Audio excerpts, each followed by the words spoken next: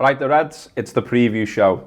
If you break records, you win leagues. We need to break another one. Liverpool haven't won 4 in a row at the start of a season in the Premier League era. They haven't done it since 1990-91 under Kenny Dalglish. So now's a good time to start, Mo. Let's do it, eh? So I've got Mo Stewart with me. I've got Stu Wright with me. I'm Gareth Roberts. We're going to have a chat about the Leicester game. We've got loads of stuff in this show. We've got Pete Selby, a Leicester fan, who's going to tell us about Leicester, about the fan culture and stuff like that. He's great.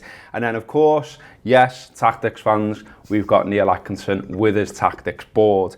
But yeah, let's get straight into the Reds, really. Mo, we're going to put up the team from the last 3 games here. It's been sort of 1 a week, so, you know, they've got plenty of rest in between. But what people are doing is reading a lot into what Klopp said post-Brighton. He said, I know how it looks at the moment. We played 3 times now with the same lineup. Leicester, we will see what we can do. And hopefully they all come back healthy from the international break. What we have to do is use all of them, and we will do. Then the games are really coming. It's an intense time, blah, blah, blah, blah, blah. He talked about losing the plot as well. He talked about freshness in that second half. So do you expect to see changes to Liverpool's side? I mean, it would be one hell of a double bluff if he then went the same way again. But I think we all kind of felt before the last game that there was a chance of maybe, like you say, just in terms of freshness, moving a few around, because it wasn't like people weren't performing well.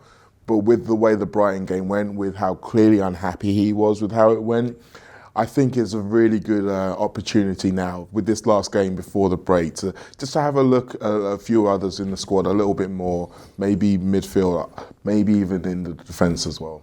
What about you, Stu? What would you do? I mean, you saw Naby come off at the weekend. You saw Milner come off against Palace. But equally, you see Milner and Wijnaldum have great games there. Milner's running further than anyone else again. Wijnaldum hardly puts a pass wrong. Who'd you drop? See, I don't think necessarily that the Klopp was wanting to drop anyone originally for this. I think he looked at this as a bank of 4 games before the internationals, and I think he was intent on trying to keep that team pretty much as it was. But I do think now, having looked at the last performance, I do think he will make changes now. I expect to see Henderson come in. I'll be amazed if Henderson doesn't come in, to be honest with you.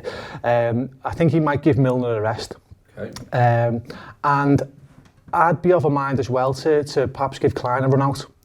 That might not be the obvious shout, but I think you've also got to think that we've got a pool of lads here that they've got to keep motivated. They've got to make the whole squad feel part of it, haven't they? So I think, what we need to look at this season, now we've got this bigger squad, is not en masse rotation game to game, but 1 to 2 positions game to game wouldn't be a bad thing. Is Klein doing enough for you? We're going by memory a little bit here. He hasn't played that much recently, but is he doing enough for you going forward the way Klopp's playing currently? Because the fullbacks are doing a lot, aren't they? Yeah, he's not. I think there's a big drop off from an attacking sense from Trent to Klein, but I think defensively he's solid, and I think it's important that these lads do get games, because you never know when you're going to need them. And what we don't want to find ourselves is in a situation way into the season where there's only about a core of about 13 lads who've had regular games under the belt. You get a few injuries and you're bringing lads in from the squad who are ring rusty. So I think it's important that every game or two you're making 1 or 2 changes around the squad, and therefore you're not causing a huge drop off in quality overall to the team performance. The front 3, Mo, you saw Mane come off as well. I mean, everyone's getting hooked left, right and centre. He doesn't care, Klopp, does he? No. He's being steely this year. He's being, sending out messages all the time. It seems to me he's said the thing about, squad members, I don't want you moaning, there's worse things in the world and stuff like that. Any temptation to get Shaqiri involved? I'm desperate. We talked it up last week and it didn't happen. And trust me, I was as gutted as you were. I think there is an opportunity there. I mean, with Mane against Brighton, he didn't have his greatest game. He looked like he was a little bit off the pace, but you can get that every now and then with him. I don't think it's a long-term problem. Again, Bobby looked a little bit sharper than he had done previously. He looks like he's kind of building game on game. So yeah, you can maybe say there's an opportunity to put Shaqiri in within the front 3. I'm still not convinced that Klopp doesn't want to see him in the midfield 3 first and see him as an option there. So maybe as an alternative to Keita, for example. But I think I wouldn't be surprised again if we do see some changes. I agree with what Stu said though. I think Klopp's plan A was definitely to keep going with the same amount of players. But once you get into a situation where you see how people are reacting to certain things, and then we think about the potential weapons that Leicester have, they don't have a lot of great attacking players, but out wide, if you think about Brighton and his delivery and Tamari Gray and his dribbling, those are probably the two biggest threats that we're going to face. So maybe the defensive stability of Klein might be prioritised over Trent's adventure. Well, we will see. It is another kick-off time. It is another bogey side, but this one with better credentials than Palace, because you heard me moan about that. They're not a bogey side. We've been beating them quite regularly. Leicester, though, have won 3 of their last 4 home games against Liverpool, so they'll maybe be buoyed by that. But how do they set up? What do they do? What kind of tactics are we likely to see on show? Yeah, it's Neil's tactics board. First and foremost, it's worth remembering that Claude Puel has got an excellent record against Liverpool. His Southampton side frustrated us on 4 occasions going back a couple of years. Even last season when we beat Leicester at Anfield, it took a comeback. We went 1-0 down and we were toiling a little bit through that game. Puel knows how to set a side up against Jürgen Klopp, and Jürgen Klopp will know that Puel will have a plan for him specifically. What will it be this weekend? Well, first and foremost, there is no Jamie Vardy. Expect that to be Iheanacho leading the line for them. That means Liverpool will be able to push themselves a little bit higher up the pitch than they may well have liked had Vardy been playing. His record against us is phenomenal. And the other thing that Vardy does that Iheanacho won't is harry. He harries the centre-backs, he harries the full-backs, he harries the goalkeeper. Iheanacho will not do that as effectively as Vardy if he does it at all. Leicester, the ones at Puel, they're much different, much changed in general. So that whilst there is no Vardy, there is also now no Mahrez, for obvious reasons. And there's changed this side right away from the one that won the title. They don't play the same type of football at all. Maddison has been signed to be the key man through the middle of the pitch. In there as well, there's Mendy and there's Ndidi. And what they've been doing is they've been playing Pereira, a lad who played right back in Portugal. He's been playing right midfield. He's very combative indeed. And I'd be stunned if he doesn't start there with a Marty behind him in the right back position.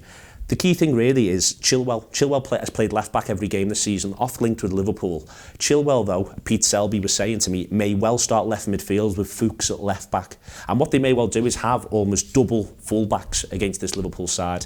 If they do that, if we remember what Puel's done in the past, it wouldn't surprise me to then see the big sign in Maddison possibly drop to the bench, and instead Damari Gray might just be given a roving brief to find channels, not dissimilar to Zaha against us, with Iheanacho as the lone forward. What you can see with all of this is exactly how another side is going to look to try to stop Liverpool first and foremost. But Puel, you can look at it, he's got form for managing it. Liverpool will have to be at the best to beat Leicester. You might think that goes without saying, but we shouldn't be complacent with the absence of Vardy. We should be aware that we are going to get a new Leicester, and we may well be in for a long afternoon, but these Reds have shown the way so far this season. And if Salah can get some joy in between Maguire and his full-back there, if Firmino can have the performance we're waiting for him to have to kickstart his season, and if Mane can do what he's done all the way through the campaign, broadly speaking, and really terrify some people around here, we should well have too much for them on the day. Liverpool have got greater firepower than Leicester. There's no shadow of a doubt about that. They've got to use it. Great stuff from Atco, as ever. Well in, Neil. So, look, I'm not being negative at all about this game. I've talked them up a little bit in terms of things they've done in the past. This particular game, though, the bookies say Liverpool are odds on. The bookies say Leicester are 13-2 to get a result. They make the draw 4-1. They've got no Vardy. He's suspended after the red card. They've sold Mahrez. You've got Evans and Maguire at centre-half, who aren't the most mobile lads in the world, and our lads are. Yeah. Just getting into what they've done so far, just wanted to look at the game so far. So they started off Manchester United away. Pogba an early pen, Shaw gets a late one, and then Vardy late consolation. But actually in that game, Leicester dominate possession, have more attempts on goal. James Maddison looked decent, but it's only Man United. We can almost say that's more about United based on what we've seen from them. Exactly. And then Wolves, Stu, they got the results against City, which they've been, lauded for. They did all right against Everton. Leicester beat them 2-0 at home, but it's an own goal and a Maddison goal, which had a stroke of fortune as well. Vardy sent off in that game, as I said. Wolves hit the bar and the post. And in fact, Claude Puel said afterwards that Leicester were lucky to win. and then finally they beat Leicester. It was 1-1, but Southampton have the lad sent off for diving for the second year. And it was as well. It was hilarious as well. It was absolutely. But if you haven't seen it, watch it. It's brilliant that it winds Mark Hughes up as well. Gray had equalised Bertrand's opener. Maguire scored the winner in injury time.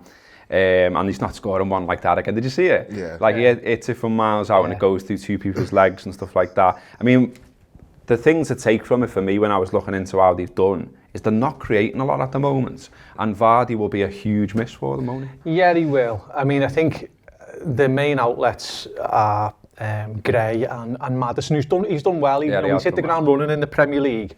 Looks very comfortable, but I don't think he'll get the space against Liverpool that perhaps what he had against Man United. I don't think Man United were pressing him too much, just not how they're set up. So that'll be interesting to see how he copes with the faster paced game and how much he copes with midfielders just squeezing him all the time. But yeah, I mean, their form strikes you, and the way they're set up and the way they look, they strike you as a bit of a mid-table team, don't they? I think consistency is going to be their issue this year. They're going to be capable of good performances. They're going to be capable of some good wins, some shock wins, and also some shock defeats, I think. Puel's been under pressure, strangely, almost straight away. Yeah. Well, they nearly got rid in the summer, didn't they? It looked like. Yeah. And I'm not sure I get that, to be honest with you, because I think it's just because he's dead bored. Yeah, I think that's what it is. Wherever he's gone, he's done a stable job. Yeah. And Leicester have played some good football, I think, since he's been there. He's changed the philosophy, he's changed the way they're playing. I think they're a very different team now in setup than what they were under Ranieri and Shakespeare, but they've still got that in the locker. They can still hit you on the counter, can't they, when they've got the weapons of Vardy and Gray from the wide area. So I think without Vardy, I expect to see a Leicester team that I think they'll have a go because they're at home. I think the bounce will have a go, but I think if we can get into them fairly early on, and if we can get a goal fairly early on, then I can't see them putting up too much of a fight, really. I certainly don't expect to see them swarming all over us. I just don't think it's part of their makeup as much now, and particularly when they haven't got that threat, as I said, of Vardy up front to get behind us. First half against Southampton, before red cards and everything else, Southampton had 62% possession. Okay, that's at home for Southampton, but do you expect Liverpool to be dominating the ball in this one? I think if you saw the way that we played against Palace at Selhurst Park, I think it's going to be a similar situation.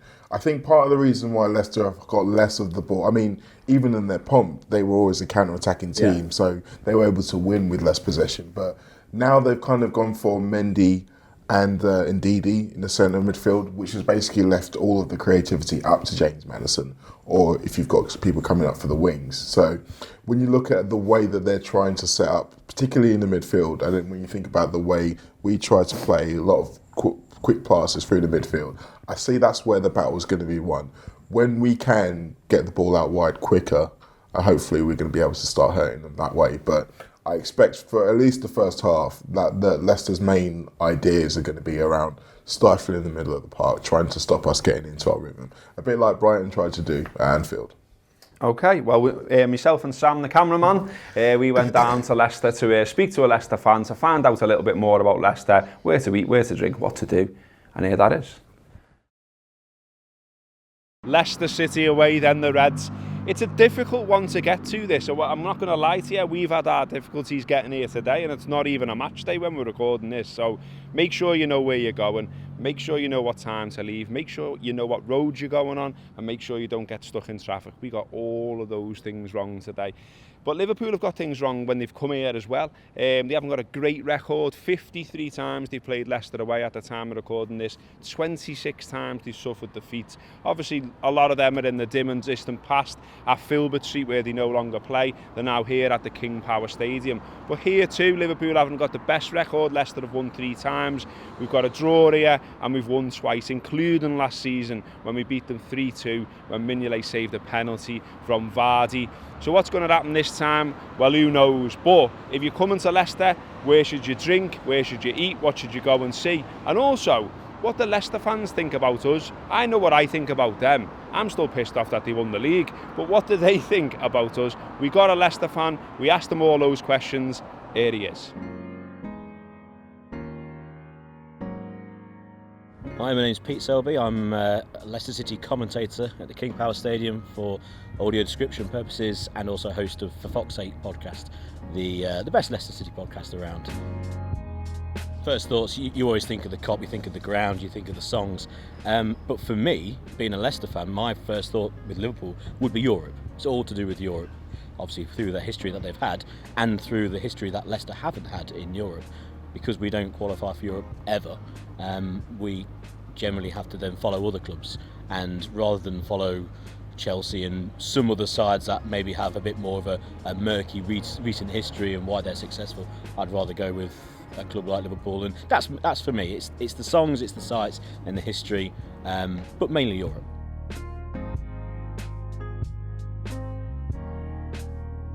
I think they are, last season, finishing in 9th, roughly where they should be in terms of finance, in terms of the team on the field. Where do they expect to be? Where do Leicester fans expect? There's a huge range in that. I think there's a core element of Leicester fans, of all Leicester fans, who just are happy that they're still in the Premier League.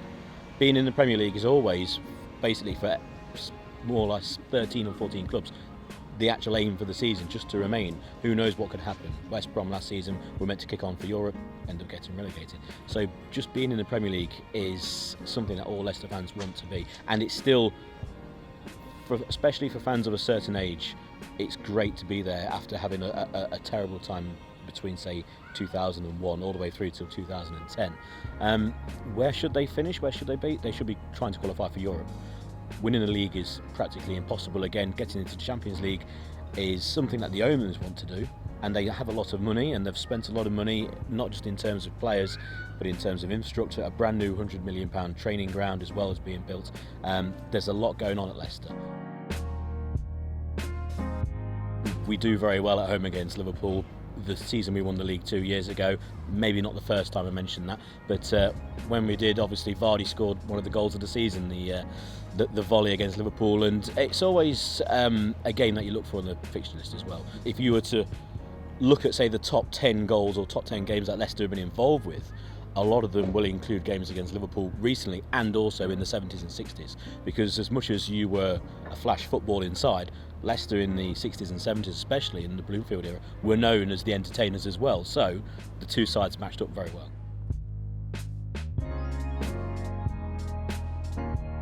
The walk from the train station to the ground, you'll pass Walford Road, so you'll see a 30,000 stadium, one of the most famous rugby stadiums in the world, and it's quite a nice walk down here. There's plenty of pubs on the way. The town centre's right by the train station as well.